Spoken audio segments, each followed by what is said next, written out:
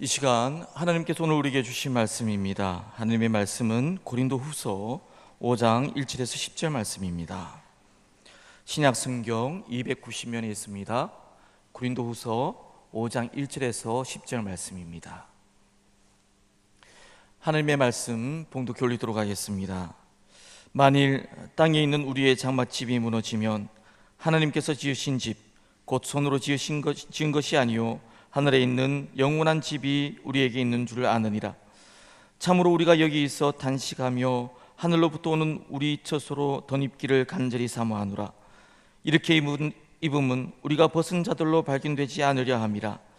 참으로 이 장막에 있는 우리가 짐진 것 같이 탄식하는 것은 벗고자 함이 아니요 오히려 덧입고자 함이니 죽을 것이 생명에 삼킨 바 되게 하려 함이라. 곧 이것을 우리에게 이루게 하시고 보증으로 성령을 우리에게 주신 이는 하나님이시니라. 그러므로 우리가 항상 담대하여 몸으로 있을 때에는 주와 따로 있는 줄을 아노니 이는 우리가 믿음으로 행하고 보는 것으로 행하지 아니함이로라. 우리가 담대하여 원하는 바는 차라리 몸을 떠나 주와 함께 있는 그것이라. 그런즉 우리는 몸으로 있든지 떠나든지 주를 기쁘시게 하는 자가 되기를 힘쓰노라. 이는 우리가 다 반드시 그리스도의 심판대 앞에 나타나게 되어 각각 선악간에 그 몸으로 행한 것을 따라 받으려 함이라. 아멘. 이 말씀은 하나님의 말씀입니다.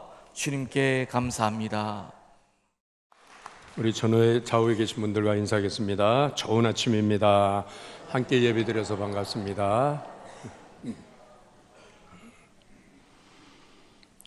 여러분의 기도와 후원에 힘입어 열흘 동안의 일정으로 우리 러시아 선교대에 은혜롭게 또 건강하게 잘 마치고 돌아왔습니다. 모스크바에서 CIS라고 해서 유럽, 아시아 전역에 있는 전체 한국교회 선교사들, 우리 교단이 중심이 되어서 한 200여 명 이상 선교사님들 모여서 컨퍼런스가 있었고요. 그리고 그 대회가 끝나고 나서 곧 이어서 이제 PCK라고 해서 우리 교단, 통합교단 소속의 선교사님들이 또 2차 대회로 모스크바에서 저 북쪽으로 떨어져 있는 한 500km 떨어져 있는 상트페테르스버그라고 하는 그 도시에서 또 2차 우리 그 선교대회가 있었습니다. 열흘 동안의 일정 여러 도시를 옮겨가면서 이제 그 선교대회를 마치고 또 잠시 여행을 마치고 돌아왔는데요. 그 일정 가운데서 여러 장면들이 여러분들과 함께 나누고 싶은 장면들이 있었지만은 특별히 오늘 이 아침에는 제가 이 말씀을 준비하면서 제가 감명받은 그러한 한 장면을 먼저 소개를 해드리고 싶습니다. 이 상트페테르스버그라고 하는 도시는 구소련 시대에는 레닌그라드라고 그렇게 이름이 바뀌어서 이 소련의 그 수도였습니다. 지금은 러시아의 수도로 모스크바가 되어 있지만은 제정 러시아 시대 때는 상트페테르스버그라고 하는 그 도시가 그 수도였어요. 그래서 모든 문화가 사실은 그 북유럽의 그 관문이었고 아주 문화와 또 예술이 발달되어 있는 그런 지역인데 그 도시의 그 근교에 한 공동묘지가 있습니다. 그 공동묘지에 인적이 드문 공동묘지가 있는데 그 공동묘지에 그 우리 한국인 한 분이 묻혀 있는 그 장소가 있습니다. 화면 빨리 좀 띄워주세요. 우리 조선시기에 이 비문이 세워져 있는데 이 비문은 이 비석은 우리 구한말 고종황제 시대 때에 이 팽창해 가는 일제를 이제 제어하기 위해서 우리 황실에서 러시아의 그 외교전을 더 힘을 썼습니다. 그래서 그 러시아의 그 공사로 파송한 이범진 주 러시아 공사의 순국비입니다. 이 순국비에 이렇게 적혀 있습니다. 비문에 이범진 공사는 1852년 9월 3일 출생하여 1911년 1월 26일 러시아 상트페테르부르크에서 순국한 대한의 충신이다. 이렇게 적혀 있습니다. 1901년 일본의 견제를 위해서 러시아 외교를 강화하며 그 고종 황제가 러시아의 공사로 파송을 했습니다. 그리고 그는 그 상트페테르스버그에서 상주 공사로 거기에서 머물면서 대한의 독립을 위해서 또 연해주 근방에 있는 모든 독립군들을 지원하면서 그러면서 어떻게든지 나라를 지키려고 그렇게 몸부림을 쳤습니다마는 1905년 을사늑약이 체결되면서 이제 나라가 일제에게 먹히기 시작하지 않았습니까? 그리고 1910년에 한일 합방이 이루어집니다. 이제는 나라가 완전히 이제는 사라졌습니다. 그 일로 인해서 이 이범진 공사는 첫째는 고종 황제가 자기를 그 페테르스버그로 그렇게 파송해서 나라를 지키라고 그렇게 파송한 그 황제의 명령을 다 자기가 완수하지 못했다라고 하는 그 죄책감과 그 마음과 또 나라의 이런 슬픔과 또 일본에 대한 분노 이런 것들로 인해서 그 씻지 못할 치욕을 감당하기 어려서 스스로 그는 거기에서 자결을 하고 말았습니다. 이 사실이 러시아 정부에 알려져서 러시아 정부는 이 조선에 이런 충신이 있다고 하는 것은 참으로 우리가 본받을 만한 일이다 해서 그 근방에 있는 그 묘지에 거기다 땅을 그 묘를 쓸 수 있도록 그렇게 배려를 해줬어요. 그리고 아주 성대하게 장례를 치르게 했습니다. 그리고 이곳에 이제 2007년도에 우리 한국 정부가 이 비문을 세웠습니다. 3.1운동 100주년을 맞이한 올해 조선 독립을 위해서 우리 조선 반도 안에서나 또 혹은 해외에서나 정말 우리의 조상들이 정말 많은 그러한 눈물을 흘렸고 피를 흘린 그 흔적을 찾아볼 수가 있었어요. 저는 지난 주일에 이제 그곳에 가서 야외 예배를 이제 그곳에서 드리면서 그 유적에 대한 그러한 이야기를 들으면서 참으로 감동을 많이 받았습니다. 그런데 정작 제가 여러분들에게 또 하나 소개해 주고 싶은 한 화면이 있는데 이 화면은 바로 그 이범진 공사의 순국비 바로 그 옆에 있는 한 여인의 묘에 있습니다. 이 묘소에 세워져 있는 이 석상입니다. 이 묘의 주인이 아무래도 이 소녀의 모습, 이때 이 여인 모습으로 아마 세상을 떠난 것 같아요. 저는 이 소녀의 얼굴을 한동안 바라보면서 그러면서 깊은 묵상에 잠기게 됐습니다. 여러분 한번 얼굴을 한번 좀 더 자세히 한번 보세요. 저에게 말을 하는 것 같았습니다. 인생은 무엇인가? 나는 누구인가? 또 나는 무엇을 하고 있는가? 나는 또 어떻게 살았는가? 그리고 나는 또 어디를 향하여 갈 것인가? 저 소녀의 무릎에 책이 한 권 놓여져 있었습니다. 그 책은 아마도 하나님의 말씀 성경책이라고 생각이 되었어요. 베드로전서 1장 24절에 그러므로 모든 육체는 풀과 같고 그 모든 영광은 풀의 꽃과 같으니 풀은 마르고 꽃은 떨어지되 오직 주의 말씀은 세세토록 있도다. 나라를 위하여 위대한 일을 한 외교관의 이 죽음을 기념하는 그 비문과 아니면 그 옆에 있는 한 소녀의 그 묘에 세워져 있는 이 석상, 아무도 기억하지 아니하고 아무도 알아주지 않는 무명의 한 소녀의 모습, 영웅호걸이든지 아니면 세상에 그 누구도 나를 알지 못하고 기억해 주지 못하는 한 평범한 사람이든지 모든 인생은 다 한 번은 왔다가 간다라고 하는 이 사실입니다. 우리의 영원한 삶에 비해서 우리의 현재의 삶은 마치 온 지구상에 있는 모든 물들, 모든 대양의 물들, 그 대양의 물들의 그 크기에 비해서 내 인생의 크기는 물 한 방울에도 미치지 못한다라고 하는 것을 알게 합니다. 여러분, 모든 인생은 잠깐 왔다가 사라지는 안개요, 나그네요. 오늘 본문의 말씀처럼 우리 인생은 무너지는 장막 인생을 살고 있다는 것을 말씀하고 있습니다. 자, 우리 한번 1절 말씀 한번 읽겠습니다. 자, 1절, 자, 시작. 하나님께서 지으신 집 곧 손으로 지은 것이 아니요 하늘에 있는 영원한 집이 우리에게 있는 줄 아느니라. 아멘.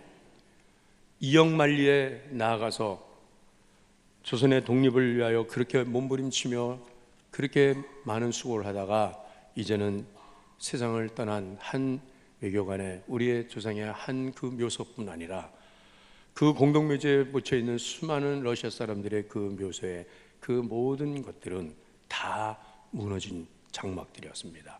그리고 우리에게 하나님께서는 영원한 집이 있다는 것을 깨닫게 하십니다. 여러분, 이 장막이라고 하는 것은 임시 거처입니다. 임시 거처. 잠시 머물다가 떠나는 것입니다. 열흘 동안의 일정을 지내면서 매일매일 숙소를 바꿔가면서 그러면서 짐을 꾸려서 또 한 곳으로 옮겨가고 또 그곳에서 하룻밤 자고 또 한 곳으로 옮겨가면서 인생은 마치 이와 같이 아무리 좋은 호텔에 가서 자든지 아니면 이 몸 하나 움츠릴 수 없는 그런 곳을 그곳에 가서 엎드려 쪽잠을 자든지 어차피 인생은 잠시 머물다가 떠나는 것이구나 라고 하는 것을 보게 됩니다. 이 상트페테르스버그는 러시아에서도 가장 최고의 문화와 또한 예술과 또한 모든 정치의 중심지예요.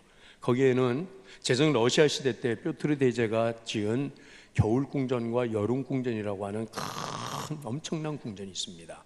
네. 그래서 여름에는 여름에 가서 머무는 궁전이 있고 겨울은 겨울에 가서 머무는 궁전이 있는데 이 겨울 궁전은 지금 이 에미리타이자라고 하는 이러한 이 세계 3대 박물관 중에 하나로 그렇게 쓰고 있는데요. 거기에는 방이 1057개의 방이 있습니다. 어마어마한 방입니다. 이 겨울 궁전은 뾰트르 대제가 자기의 두 번째 아내인 에카테리나를 위해서 지어준 그런 궁궐입니다. 그리고 여름 궁전에 가면은 거기에는 약 한 150개 정도 이상의 큰 황금 분수대가 막 솟아오르고 있습니다. 수만 평의 그 궁궐이야. 그 외에도 많은 유적들을 보면서 궁궐을 보면서 또 그곳에 남긴 그 골동품들을 보면서 한결같이 그곳의 공통점은 무엇이었냐면 주인이 없더라라고 하는 것입니다. 그 화려한 궁전에 그 어마어마한 궁궐인데 그런데 그곳에 주인이 없어요.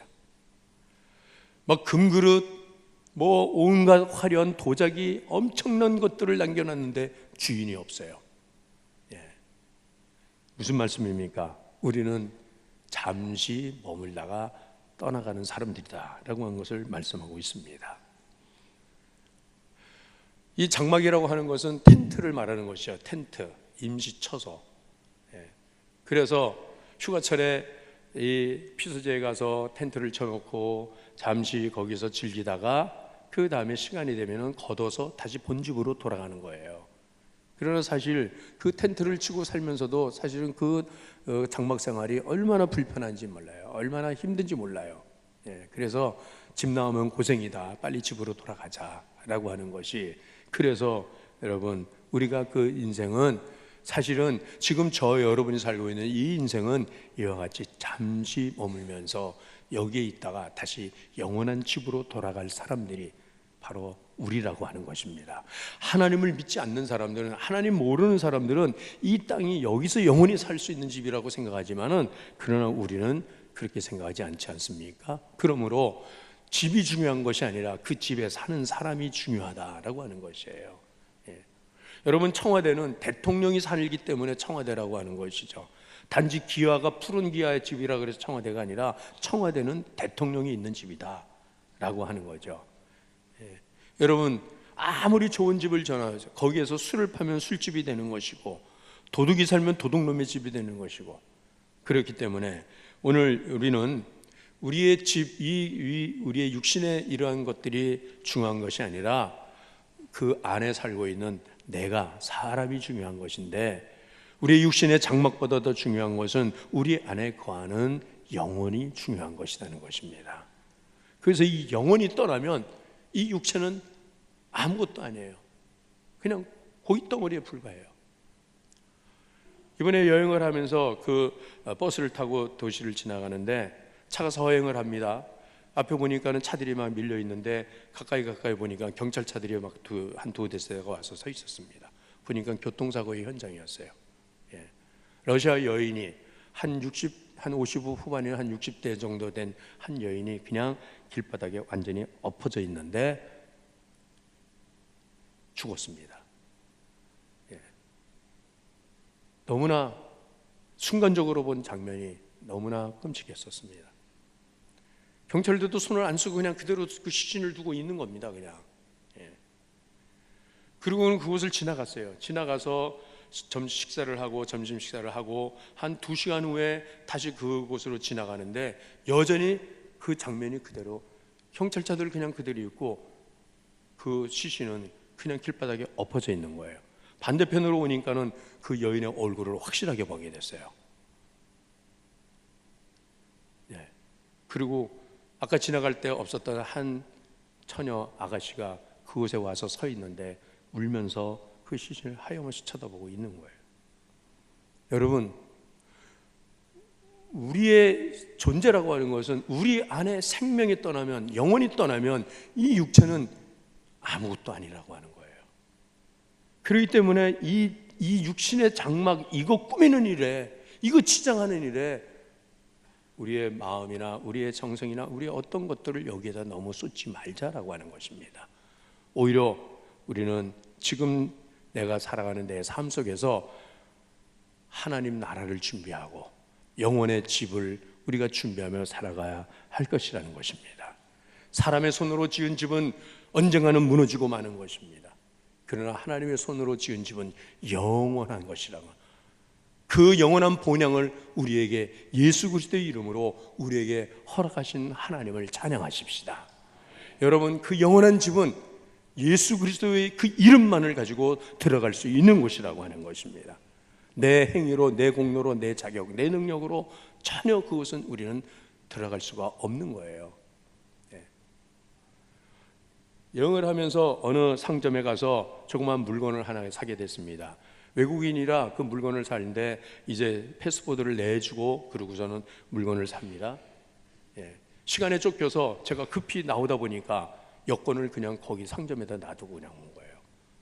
그러고서는 한참 전차를 타고 오다 보니까 여권을 보니까는 여권이 없는 거예요.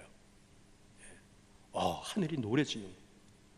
배는 떠나갈 시간이 되는데 이 여권이 없으면 배를 못 탑니다. 출국을 못 합니다. 다시 전차에서 내려서 부지런히 왔던 길을 되돌아갔어요.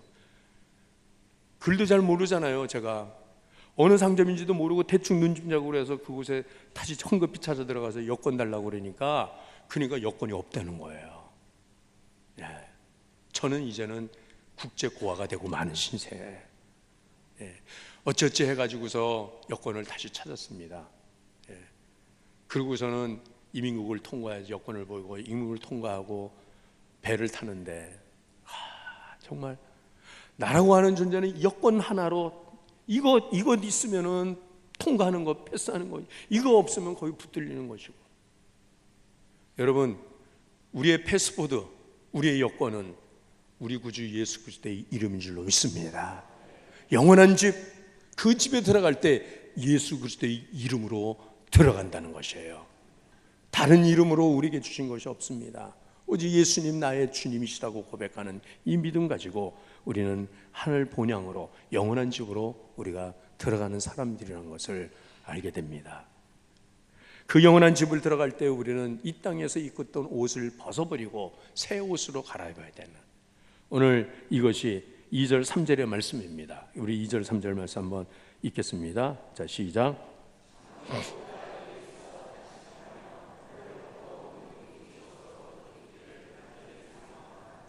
이렇게 입으면 우리가 벗은 자들로 발견되지 않으려 함이라. 아멘. 이 땅 위에서 삶과 내세의 삶의 차이는 우리가 입고 있는 옷의 차이입니다. 여러분, 우리가 입고 있는 이 옷은 나의 신분을 말하지 않습니까? 나는 이런 사람이다. 병원에서 하얀 가운을 입고 있는 사람은 의사예요. 콘서트장에서 연미복 까만 옷을 입고 있는 사람은 지휘자입니다. 군인은 군복을 입습니다. 자, 여러분, 우리가 입고 있는 옷은 어떤 옷을 입고 있냐면 우리로 하여금 예수 그리스도의 옷을 입고 살아가는 말씀입니다. 갈라디아서 3장 27절 말씀 같이 읽겠습니다. 갈라디아서 3장 27절 시작. 누구든지 그리스도와 합하기 위하여 세례를 받은 자는 그리스도로 옷 입었느니라. 아멘. 우리가 세상 지위를, 내 세상 신분을 말해주는 그 모든 옷들은 하나님 나라에 갈 때 다 벗어놓고 가는 것들이고, 우리는 오직 예수 그리스도의 옷을 입고 하나님 나라에 들어가는데, 그 예수 그리스도의 옷은 다른 말로 말하면 성도가 입을 세마포 흰옷이라고 말씀해요. 계시록 19장 8절 말씀 시작. 그에게 빛나고 깨끗한 세마포 옷을 입도록 허락하셨으니 이 세마포 옷은 성도들의 옳은 행실이로다 하더라. 아멘. 성도의 옳은 행실, 세마포 흰옷. 우리 성도의 옳은 행실은 무엇입니까? 우리는 하나님을 마땅히 경외하는 삶을 살아야 하는 거예요. 하나님을 예배하는 삶을 살면서, 그리고 예수 그리스도의 이름으로 이웃에게 하나님의 사랑을 전하고 복음을 전해주는 사람이 바로 성도의 옳은 행실로 살아가는 사람이라는 것입니다. 우리가 세상에서 입고 있는 어떤 옷도 다 벗어내려고, 그렇지만은 그리스도로 옷 입은 사람은 부끄러움 없이 하나님 나라에 들어가게 될 것입니다. 그날의 벗은 자들로 발견되지 않기 위해서 새롭게 입는 그 옷을 입고, 그리고 하나님 나라 들어가기를 힘써야 할 것입니다. 여러분, 조선시대에 여인들이 입는 옷, 이 여인들은, 평민들은 세폭 치마를 입고 살았대요. 여인들이, 평민들은. 요새는 그냥 치마 하나만 입고 살잖아요. 그리고 그냥 얇은 미니스커트 하나 입고 살지만은, 조선시대는 여인들은 정숙하게 하기 위해서 세폭 치마를 입고 살았어요. 그리고 그 다음에 양반의 부인들은 8폭 치마를 입고 살았답니다. 8폭 치마를 입었어요. 그리고 왕족들은 12폭의 치마를 입었다는, 12폭의 치마를. 그러니까는 여러분, 귀족으로 사는 것, 왕족으로 사는 게 그게 쉬운 일이 아니잖아요. 그만큼 정결하게, 그만큼 힘을 쓰면서 그렇게 산다는 것. 여러분, 그리스도로 옷 입고 사는 것이 그렇게 쉬운 일은 아니지만은, 그게 그렇게 그냥 하찮게 평범하게 하는 것이 아니라, 우리는 날마다 그리스도의 사람으로 일컬음 받기에 합당하게 부족하며 부끄러움이 없도록 그렇게 살아야 할 줄로 믿습니다. 그렇게 하기 위해서 우리는 날마다 우리의 욕심을 벗어버려요. 에베소서 4장 22절에서 24절 말씀을 우리 또 같이 함께 읽겠습니다. 에베소 4장 22절 23절 시작.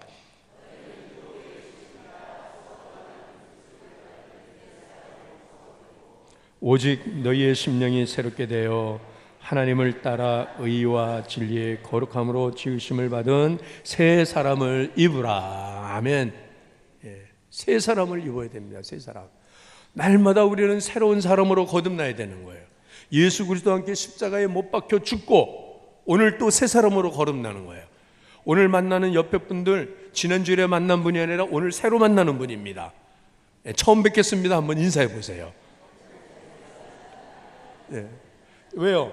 우리는 새로운 피조물이 되었기 때문에, 그리스도인에서 새로운 사람이 되었기 때문에, 그렇기 때문에 하나님의 나라는 영원한 그 본향집은 새 사람이 들어가 사는 것이, 옛사람의 모습으로 들어가 사는 것이 아닌 것입니다. 그리고 그 영원한 집은 우리가 믿음으로 행하고 보는 것으로 행하지 않는 사람이 영원한 집을 들어갈 수 있는 것이죠. 7절 말씀을 읽겠습니다. 자, 시작. 자, 이는 우리가 믿음으로 행하고 보는 것으로 행하지 아니함이로다. 아멘. 눈으로 보는 것으로 살지 말고 보이지 않는 믿음으로 살자는 것이에요. 눈에 보이는 것으로 우리는 아름다운 것을 추구하고 황홀한 것을 바라보고, 얼마나 우리 안목의 정욕을 따라 삽니까? 세상 모든 것이 다 눈으로 보이는 것, 눈으로 보이고 아름다운 것들, 좋은 것들. 그렇지만은 그것이 우리로 하여금 영원한 나라를 바라보지 못하게 하는 거예요. 물고기의 IQ는 0.2분이 안 된다고 그렇게 하지 않습니까? 물고기의 IQ가. 그러니까는 대개 보면은 낚시에 물리는 물고기들은 미끼를 물었던 물고기들이 또 와서 물어요.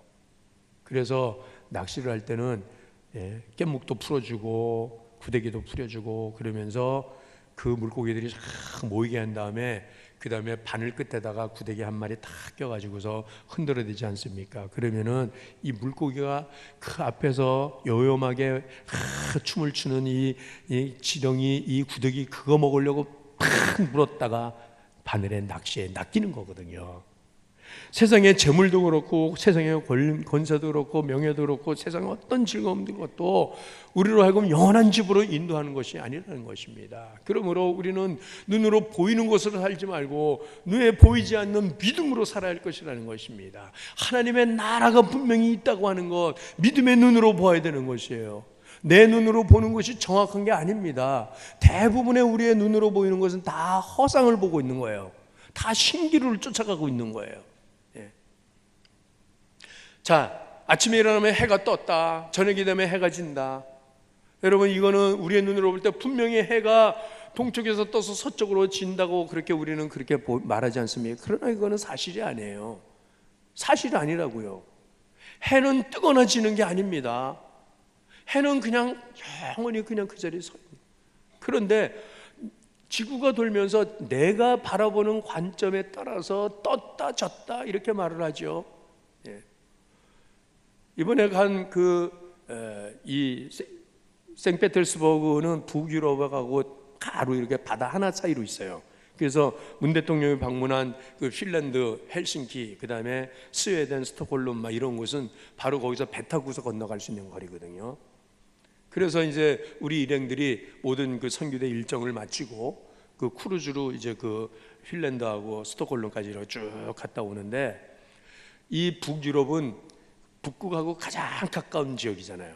그러니까는 해가 지지 않는 겁니다.